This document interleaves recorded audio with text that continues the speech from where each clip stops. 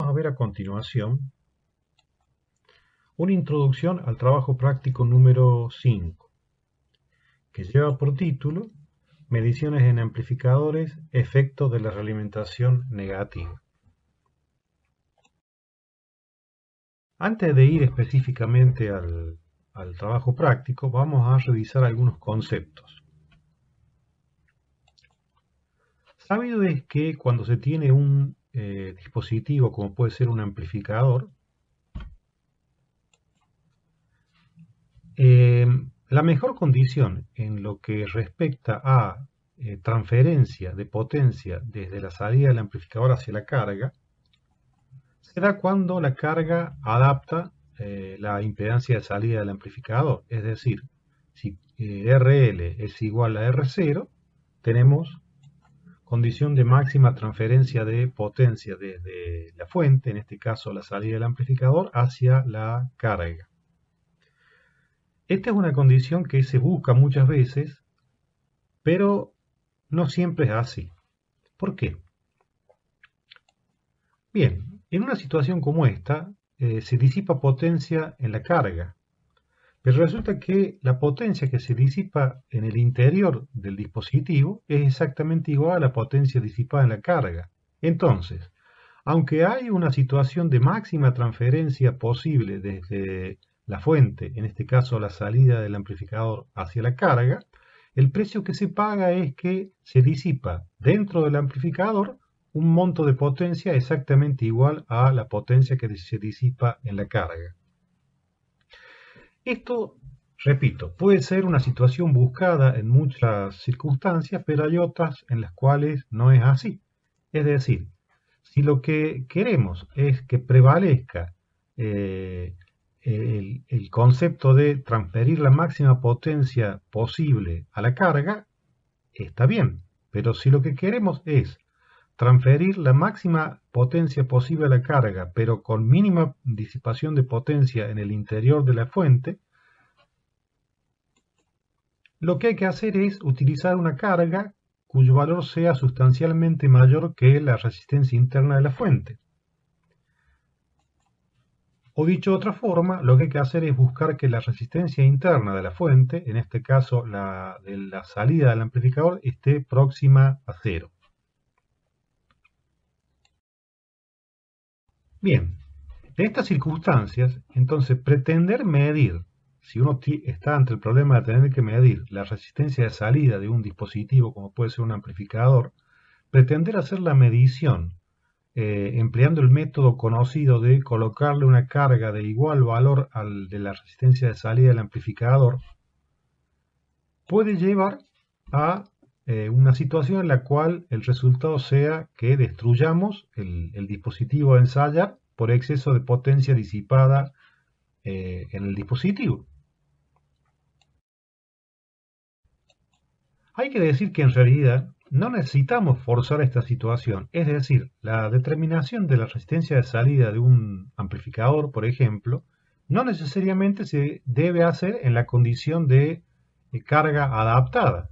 Es muy fácil percatarse que a partir de las expresiones que tenemos al pie de la diapositiva es posible calcular el valor de la resistencia de salida del amplificador para cualquier valor de carga conectada. Esto es así, pero bueno, en esta actividad práctica nos proponemos examinar o explorar otras posibilidades para hacer este tipo de mediciones. Realmente el diseño y construcción de amplificadores que tengan resistencia de salida muy baja, cercana a cero, es dificultosa.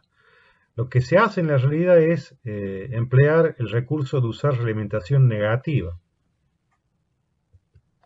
Es decir, a un amplificador determinado se le puede agregar un lazo de realimentación negativa, con lo cual se consigue, entre otras cosas, que la resistencia de salida, en este caso R0', baje notablemente y tienda a un valor próximo a cero.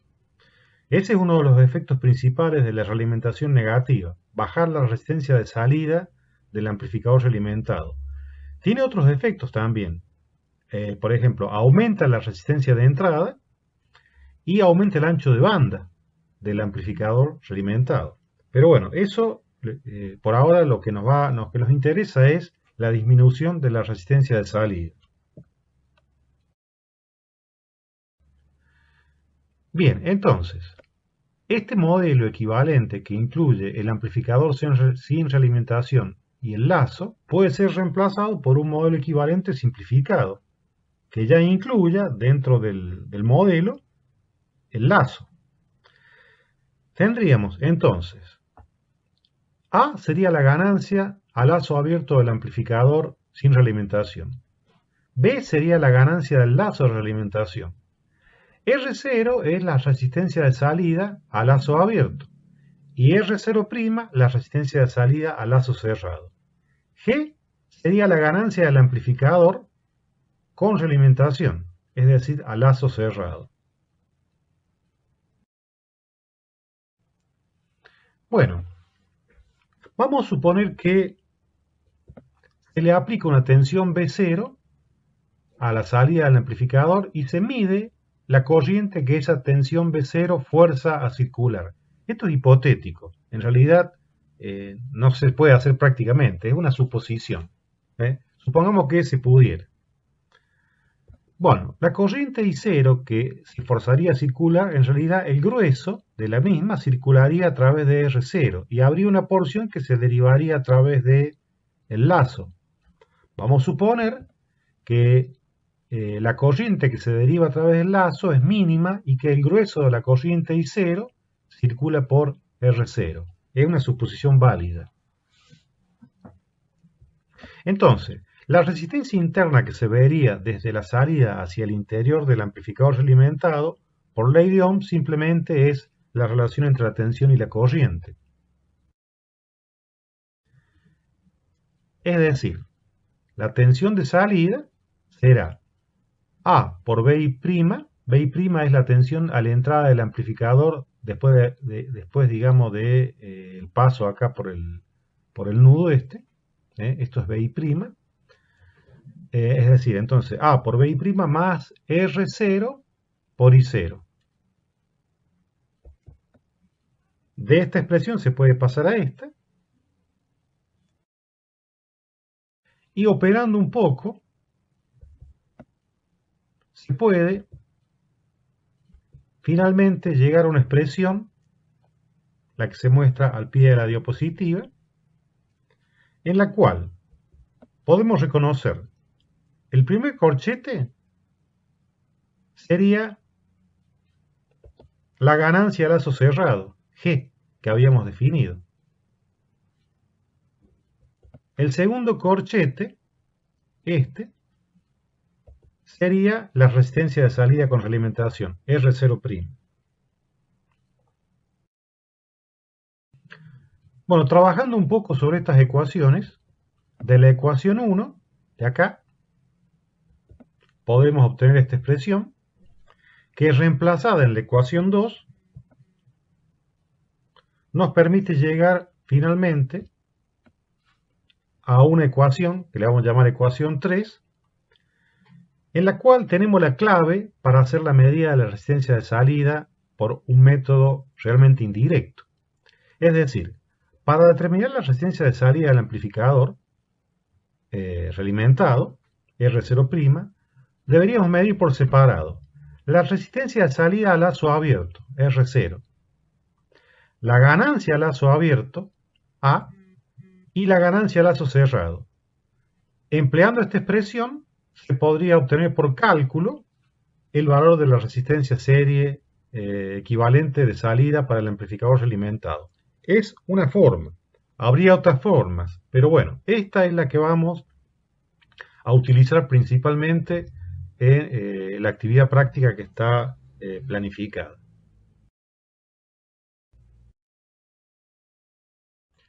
Bien, para ejecutar el trabajo práctico que se propone, vamos a utilizar algunos elementos. usaremos un amplificador que ya está implementado sobre una placa multipropósito, unos instrumentos, serán un generador y un osciloscopio, y puede llegar a ser necesario utilizar un atenuador externo para usar juntamente con el generador. El atenuador puede ser un atenuador de tipo BNC-BNC que se inserta directamente sobre la clavija de salida del generador, o uno que está implementado para poder ser usado directamente con el chicote de salida del generador. Acá tenemos una vista un poco más cercana de la placa. La placa es un amplificador muy simple que está hecho con dos transistores BC337, se alcanza a ver. Tiene, bueno, unos pines para conectar fuente de alimentación, generador a la entrada, salida, y tiene unos jumpers que se usan para hacer modificaciones en el circuito. Hay un jumper que nos va a permitir abrir o activar el lazo de alimentación, y hay otros jumpers que nos van a permitir conectar resistencias de carga sobre la salida del amplificador. Estas resistencias serán de distintos valores. Acá tenemos una vista un poco más cercana de los atenuadores. Y bueno, la placa contiene entonces los dos transistores, un terminal de entrada en el cual se aplicará la señal de entrada proveniente del generador, un terminal de salida donde está disponible la salida del amplificador, y como ya lo señalé, unos jumpers, uno para activar o desactivar la realimentación. Cuando el jumper va conectado entre las patitas 1 y 2 del conector, la realimentación está activada. Cuando está entre la 2 y 3 está desactivada, y en el caso de estos simplemente conectan los distintos valores de resistencia de carga de salida.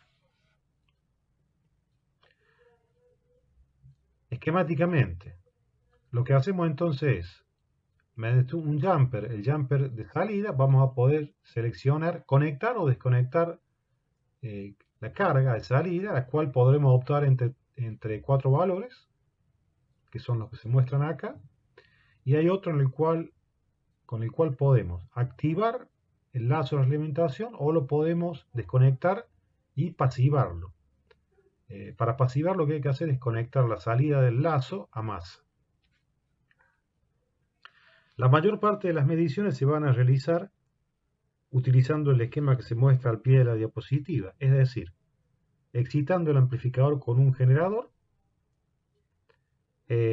y utilizando un osciloscopio para medir a la salida y a la entrada del amplificador.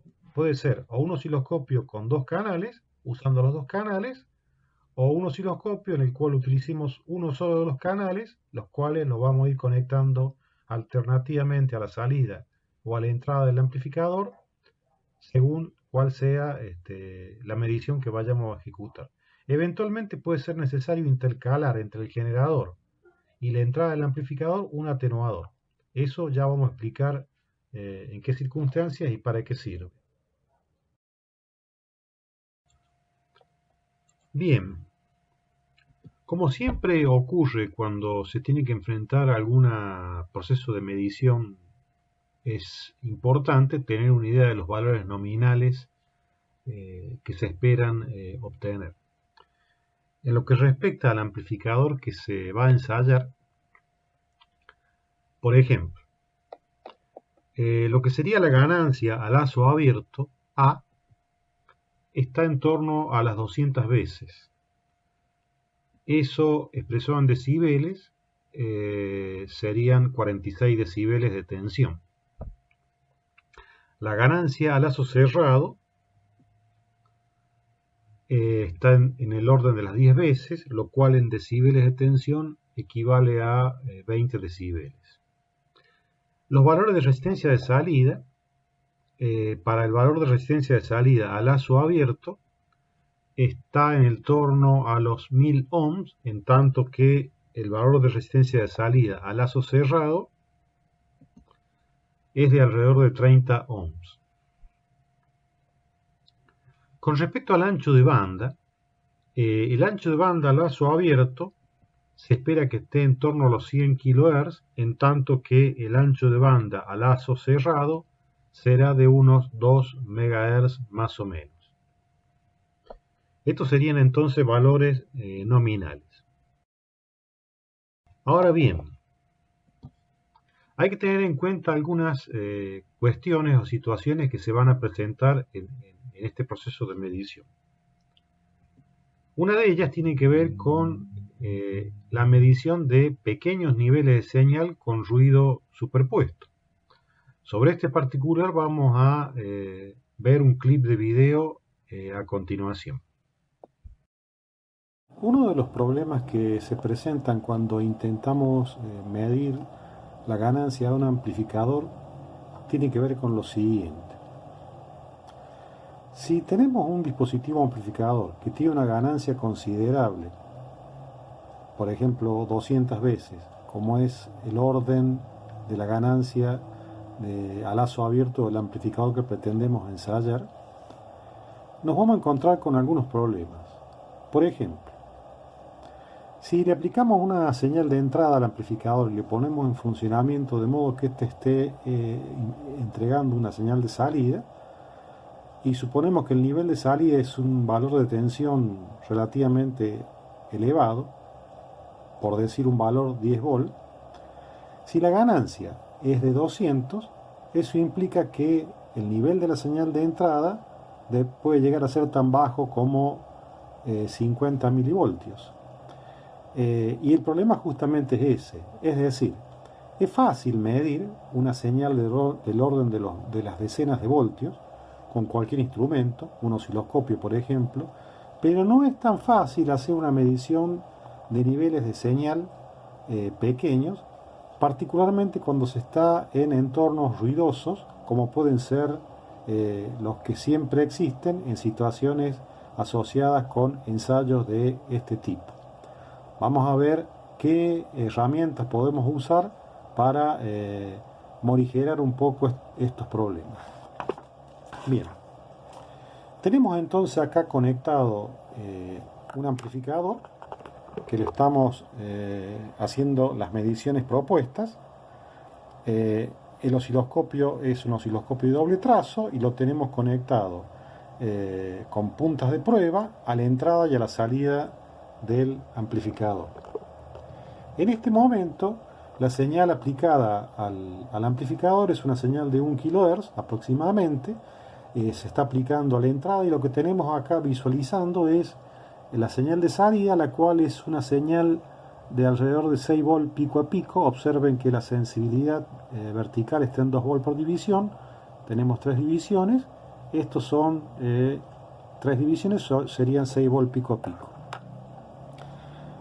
Vamos a intentar ver, esto lo estamos viendo con el canal 1, vamos a intentar ver con el canal 2 del osciloscopio la señal de entrada. Y bien, aquí justamente tenemos el problema al que hacíamos, digamos, referencia. La sensibilidad en el canal 2 está en el orden de los 100 milivoltios. Observen que la señal de entrada está prácticamente enmascarada en gran parte por la presencia del ruido superpuesto. Repito, este es ruido que siempre está presente normalmente en el entorno en el cual se suelen hacer este tipo de ensayos, y es imposible, por no decir, es muy difícil, por no decir imposible, de eliminar este ruido o la fuente del ruido. Pero hay algunas medidas que podemos tomar para mejorar la situación. Por ejemplo, una cosa que podemos hacer es reducir el ancho de banda. Ya sabemos que los osciloscopios digitales tienen posibilidad de reducir el ancho de banda, y el propósito de reducir el ancho de banda, acá lo vamos a activar, este osciloscopio en particular, que es un osciloscopio de 50 MHz, tiene un filtro para poder reducir el ancho de banda y llevarlo a 20 MHz. Si lo activamos, eso ya mejora sensiblemente vamos a ver acá, vamos a incrementar la sensibilidad del canal 2. Ha mejorado, no del todo, pero ha mejorado notablemente la forma de onda de entrada que estamos observando. Pero tenemos un recurso más, además. Podríamos emplear los filtros digitales. Bien, vamos a utilizar un filtro pasa bajo y le vamos a ajustar la frecuencia de corte. Decimos, esta es una señal de 1 kHz. La vamos a ajustar próxima lo más que podamos a ese valor, lo más que nos permita el instrumento.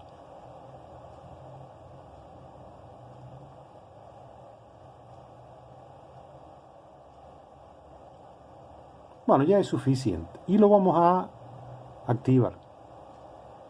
Como vemos, esto minimiza el nivel de ruido superpuesto y posibilita hacer una lectura un poco más cómoda del nivel de entrada. Aún persiste el ruido. La razón por la cual se minimiza el ruido es muy simple. Al reducir el ancho de banda, justamente se sabe que el ruido está ligado con el ancho de banda del sistema. En este caso, el ancho de banda del osciloscopio que estamos usando para hacer la medición. Si reducimos el nivel de ruido, la relación señal-ruido mejora. Es lo que está pasando. Pero además tenemos otro recurso más.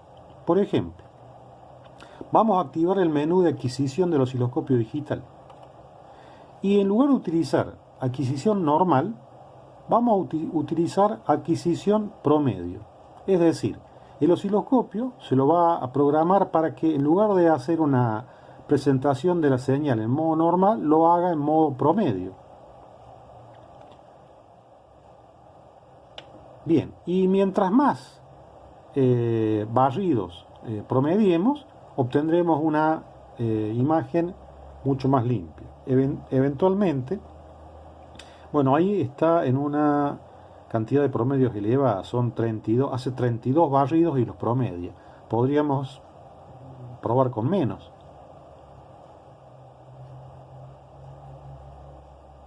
Qué sé yo, con 8 promedios sería ya suficiente como para hacer obtener una imagen aceptable y que podamos hacer una medición, ¿sí? Bueno, entonces, estamos usando el filtro digital y además estamos usando la función de adquisición promedio. En este caso promediamos 8 barridos. Bien, la medición se puede realizar inclusive de mejor manera utilizando el menú de mediciones. El menú de mediciones nos permite medir, por ejemplo, tensión. Podríamos elegir medir tensión pico a pico. En este caso, el canal 1, el valor pico a pico es 5,76 volt. Si vamos a el canal 2,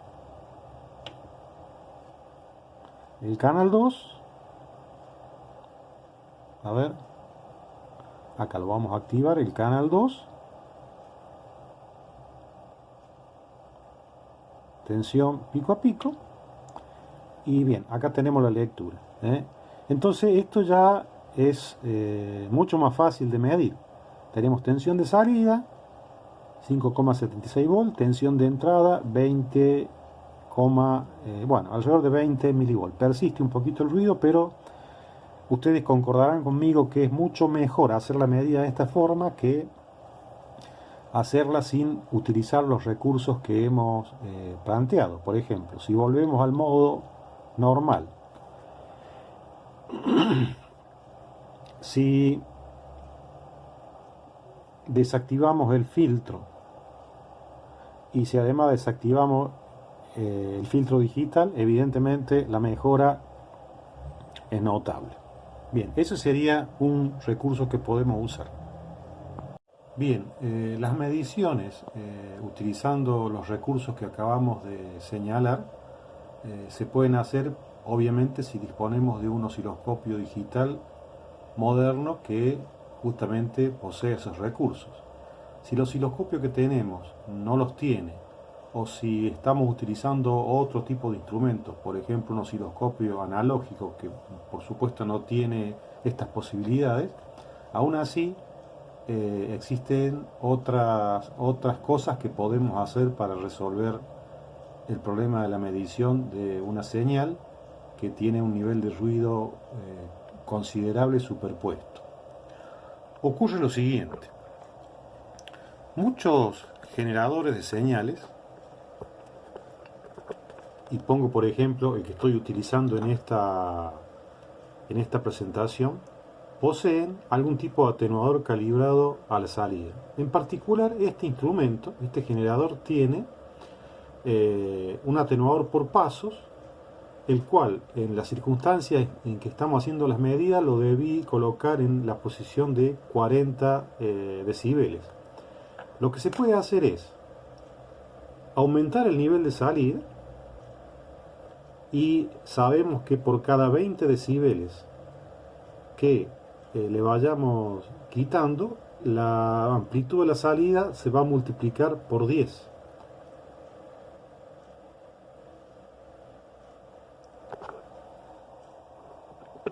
Con lo cual podemos llevar el nivel de la señal que hay aplicada a la entrada del amplificador a un valor tal que pueda ser medido.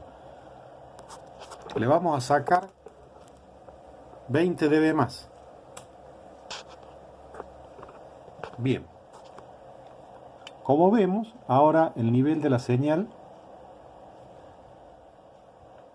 se ha incrementado sensiblemente y tenemos en esta oportunidad un valor de tensión a la entrada de 2,28 volts. Por supuesto, el amplificador está siendo saturado por este nivel de señal, pero no importa. Lo que queremos hacer es determinar justamente el nivel de la señal de entrada. Es decir, si tenemos 2,28 volts, eso implica que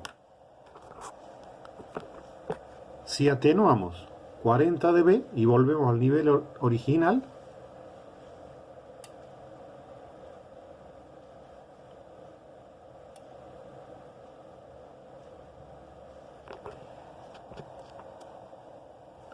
esta señal tiene que ser 100 veces menor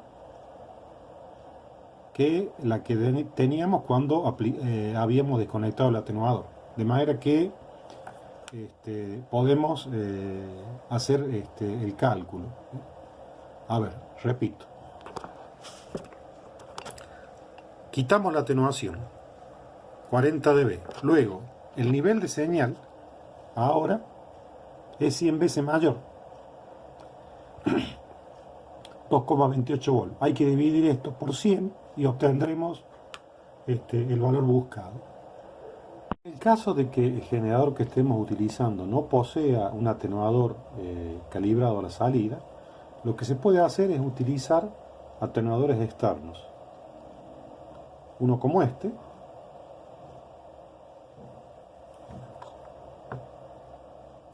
o este. Este tipo de atenuador se intercala, es decir, se desconecta el chicote de la salida BNC del generador y se inserta